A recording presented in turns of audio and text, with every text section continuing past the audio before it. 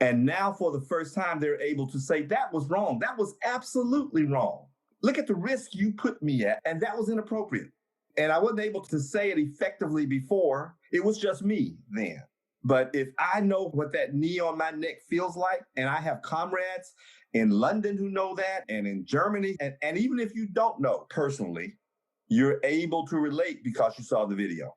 So the other thing you said was, I can't relate. And I have to raise the question, as old as you are now, why can't you? Because I know you've heard it before. So why is it now that you're listening? Can you believe it's been 3 years since that original conversation? Hi, I'm Nicole Nelson, the producer of Peter and Phil's Courageous Conversations.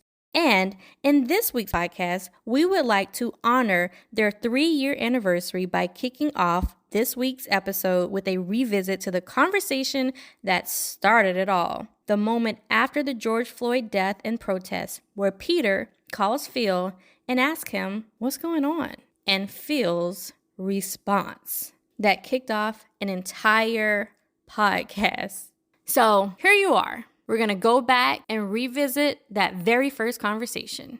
But before that, we'd like to thank Nationwide for being a proud sponsor of this podcast, as well as thanking you for showing up and supporting us each and every week. So without further ado, we present to you once again the need for a conversation.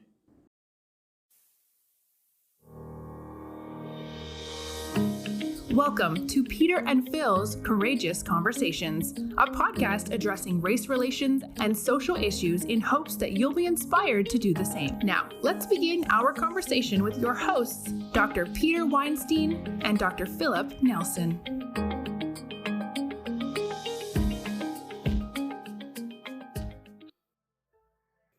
Shortly after the murder of George Floyd, I was just beside myself. I really didn't understand everything that was going on. And I picked up the phone and I called Phil.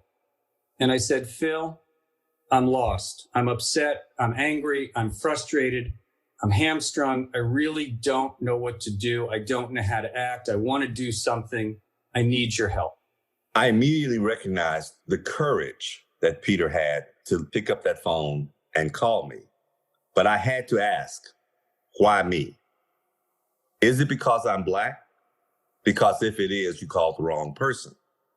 This system that denies Blacks with institutional obstacles is a system that was built by white America, and that the keys to the system are buried by white America.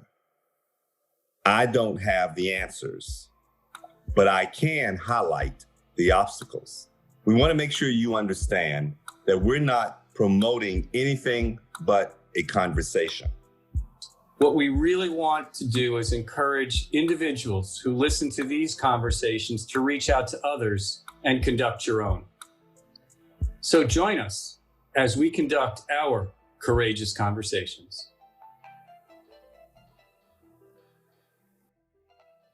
The reason I reached out to you was because of the stress that I was feeling and the need that I felt for some help in understanding the issues and challenges of your world and my world and our world right now. And really, it wasn't about the veterinary side of things specifically, although I was looking to help understand things from the association standpoint, but it was a personal need to understand how I can be better, how I can do better, and to better understand the pains that I've seen on television and I've read about, but I can't relate to.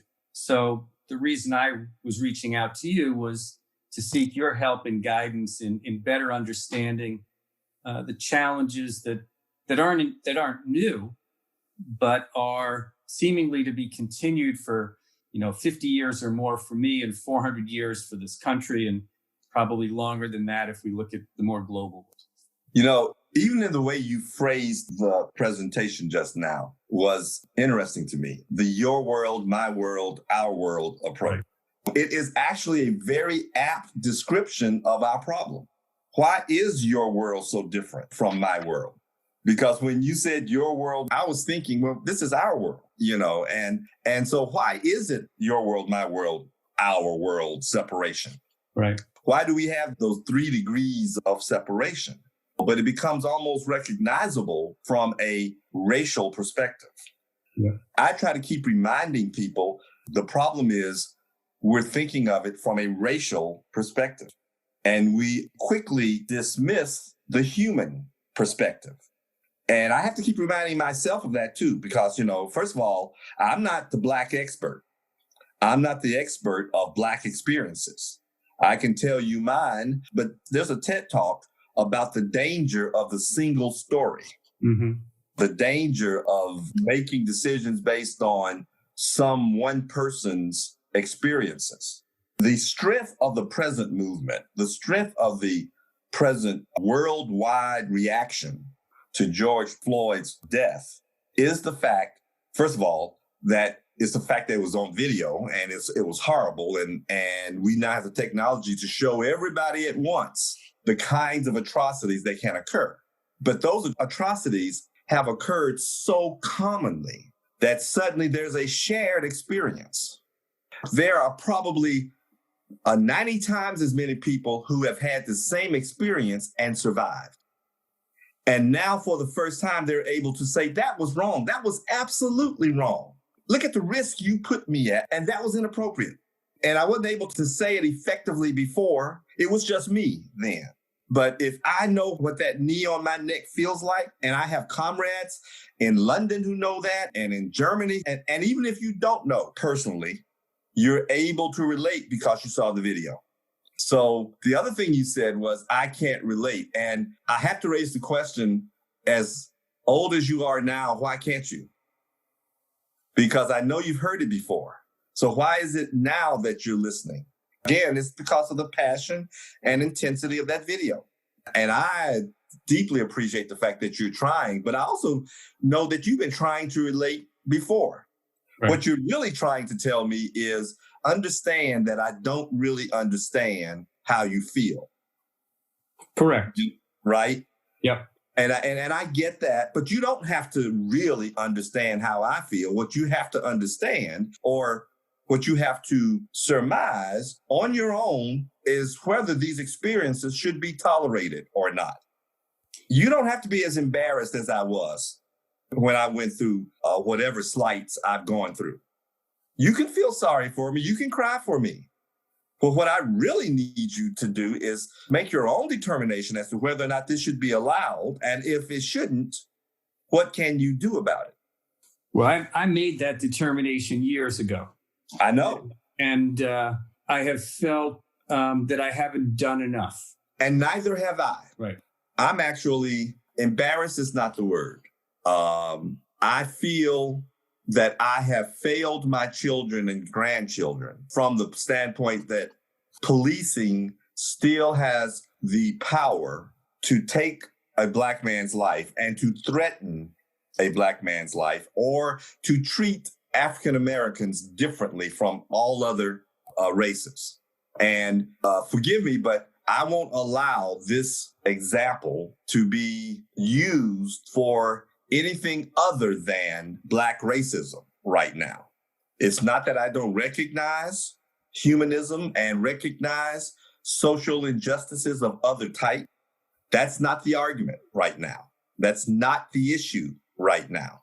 I know there's anti-Semitism. I know there's Latinx issues. I know there are gender issues. I know there are self-identity social injustices. Yes, but right now, the issue at hand is racism.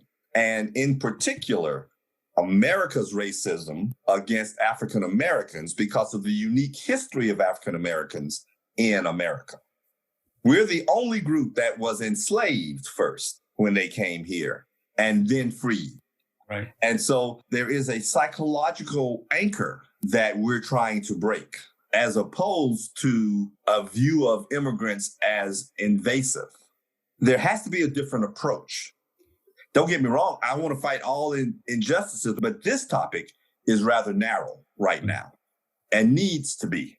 It's been going on for a long time. Yes. And there seems to be fits and starts of responses. You can look at the civil rights movement in the 60s and Lyndon Johnson's Civil Rights Act and everything else. But we haven't been able to get momentum enough to create long-term change. And one of my concerns now is this just one of those fits and starts? Yes. Well, I think everybody's concerned about that. I don't think anybody knows the answer. Right. However, I think that there are two ways that I approach this. The simple answer is yes, this is another fit and start because the problem itself is so entrenched. Right. Right. I keep hearing, but things haven't changed. Well, I disagree. Things have changed. First of all, I'm free. Secondly, I can vote. There have been dramatic improvements. What hasn't changed? We're still debating how you treat your slaves. I don't care how you look at it. That's the debate. How well are you going to treat your slave? As opposed to accepting slavery was absolutely wrong, and the people we were enslaving were people. Right. They weren't Africans, and their descendants aren't just African Americans. Right. They're people. Right. And that's how we get back to your world and my world and our world. Our world is the world you choose to share with me, as opposed to being the world I happen to live in. And the margins are, how well are we going to treat the slave? How well are we going to imbue them with the indelible rights that human beings have? See, and even you using the term slave makes me uncomfortable. I understand. You should be. Because I don't look at it that way. I know. But until you do, you don't understand the roots from which this kind of behavior comes from. Absolutely. And I guess that's why I reached out to you, is that's because I don't understand and I'm trying to wrap my arms around. I mean, I guess I understand enough to be dangerous. Yeah, well, and I hear what you say, but you haven't thought about it as deep. I've been thinking about it from the moment I recognized that my white friend at 6 or 7 years old saw me as Black. Yeah. From the moment that I became a semblance of a man, and I had my white friend's mother tell me, you can't play on the front porch anymore. You can't come through the front door anymore. From the moment that separation occurred and it brought the world into focus, I've had to think about it. Yeah. That is what white privilege is. White privilege, you have the choice to think about it until you see a video. And even then you have the choice to think about it. I still have to worry about my son in Texas getting pulled over on a highway. I still have to worry about his interaction with a cop. I still have to worry about my other son in Northern California, who was actually targeted by a police department while he was there.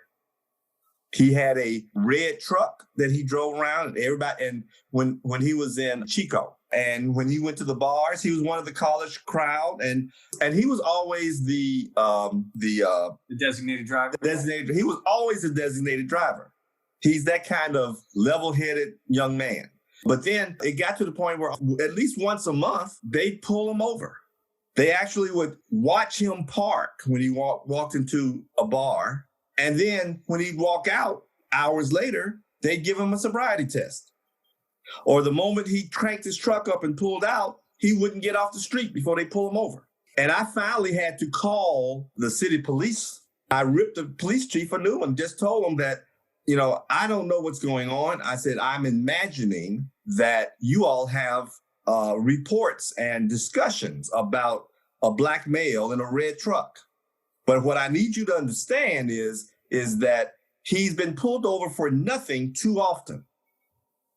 And he's never gotten a ticket and he's never been disrespectful. But if anything ever blows up, I'm warning you that as a parent, I believe that your department is inappropriately targeting my son. Now, of course, he denied it. Right. And of course, he said, no, sir, we don't do things like that. I said, I'm sorry, but I believe racial profiling is a part of this. And I'm giving you official warning that the next time he is pulled over for no reason other than to check his license, I will be looking for legal reparations next. Just know that I'm concerned. And he hasn't been stopped since. And it's stories, which aren't stories, but facts like that and experiences like that I've never had to deal with. Right. You didn't have to have the talk with your sons. Right. You heard the story of Amadou Diallo, the Ghana immigrant who was shot in the New York doorway, and the story behind it and the interviews with his mom. And, I really should apologize because the conversation we're having today shouldn't have had to wait for today. It should have been a conversation we've had since we became friends, however many years ago that was. And what we should have been doing through this time is working to find solutions or communicate solutions or understand each other better from that standpoint. So in many ways, my reaching out for help today is years later than it should have been. So I apologize for that. Well, I'm going to accept your apology only because you're a friend. Right. But I have to push back a little bit. Okay. I don't think you owe me an apology. I appreciate your empathy, but don't take it so far. And I'm not accusing you of false piety either. Okay. All right. But what I'm trying to say is it's as much my responsibility to raise these issues as it is yours. This is what our world means. Right. If you can't recognize white privilege, then it's my responsibility to point it out. It's an uncomfortable discussion, even among friends. Yeah. That's why we didn't talk about it. We didn't talk about it because I don't like talking about it either, especially if I don't think it's going to help. All it does is remind me of the challenges I have when I'm reminded of that every day. So when I'm at a bar with you and we decide to be friendly toward each other, why would I talk about that then? True. We try to solve other issues then. Yeah, we have professional issues to discuss. Right. And I want to be recognized as someone who can contribute positively to my profession. Absolutely. I don't have time or I don't think I have the time or the will to educate every white person to what Black people have to go through. On the other hand, that is my response. If I want things to change, that I need to do that. But if I keep bringing it up, then you'll stop drinking with me. But I think if you and I hold hands and raise hands together to work towards a better understanding, maybe we can move the bar a nanometer. I totally agree. And so that's why I accept the intent of your apology. Right. I accept the fact that, yes, you might have been able to seek elucidation a lot earlier in your life. Right. But I don't think you didn't try either. I also think we're all learning how to have the courageous conversation. Yes. Back in 2005, I went around the circuit talking about the courageous conversation, and I wasn't very effective in promoting it. And this is exactly what needs to happen. And I hope that we figure out how to share this discussion in a way that promotes these kinds of discussions. Phil, what do you think? Let's do it. Let's share these conversations with others. Let's do it. Thank you for joining us for another courageous conversation. Be sure to follow us and check back next week for more.